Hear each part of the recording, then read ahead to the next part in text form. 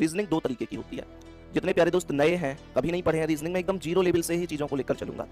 Reasoning दो तरीके की होती है दोस्त, एक होती है वर्बल रीजनिंग और एक होती है non verbal reasoning. Verbal reasoning होती है जिसमें लैंग्वेज होती है, और ये जो आप आकृति वगैरह देखते हैं ना, वो नॉन वर्बल रीजनिंग का हिस्सा होता है। वो किसका हिस्सा होता है? नॉन वर्बल रीजनिंग का हिस्सा होता है। जरा ध्यान से समझने की कोशिश करेंगे तो बताएंगे कि हम कौन कौन से टॉपिक पढ़ने वाले हैं।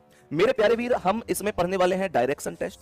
डायरेक्शन टेस्ट के अलावा कोडिंग डिकोडिंग हम पढ़ने वाले हैं। कहने का मतलब यह है कि मैंने चारों शिफ्टों, मतलब चारों जो दिल्ली पुलिस के एग्जाम है, जैसे कांस्टेबल हो गया, एचसीएम हो गया, एडब्ल्यू टीपीओ हो गया, ड्राइवर हो गया, मैंने सभी की एक एक शिफ्ट के एक एक क्वेश्चन को बहुत डीपली एनालाइज किया है। अगर किसी भी पेपर में किसी एक भी टॉपिक से किसी एक ही शिफ्ट में क्वेश्चन बनाए तो वो टॉपिक भी मैंने यहां पर लिखा हुआ है। कहने का मतलब क्या है?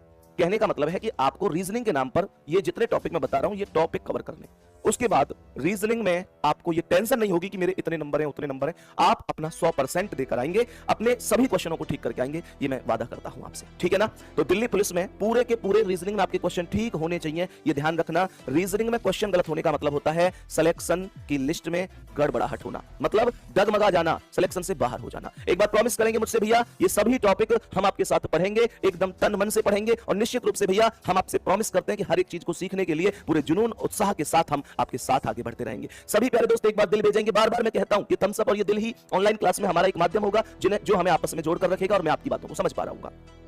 कोडिंग डिकोडिंग के बाद अल्फाबेट टेस्ट हम लोग पढ़ रहे होंगे, मतलब ये सीक्वेंस ये रहे जरूरी नहीं है, लेकिन ये सिलेबस ये रहेगा। मेरे प्यारे गुड्डा, एनालॉजी और सिमिलर सेट हम पढ़ रहे होंगे, क्लासिफिकेशन अर्थात वर्गीकरण हम पढ़ रहे होंगे, ब्लड रिलेशन अर्थात रक्त संबंध पढ़ रहे होंगे, सिटिंग अरेंजमेंट बैठक व्यवस्था पढ़ रहे होंगे, रैंकिंग ऑर्डर क्रम व्यवस्था पढ़ रहे होंगे, मैथमेटिकल ऑपरेशन को हम लोग पढ़ रहे होंगे, सीरीज पढ़ रहे होंगे, मिसिंग नंबर पढ़ रहे होंगे।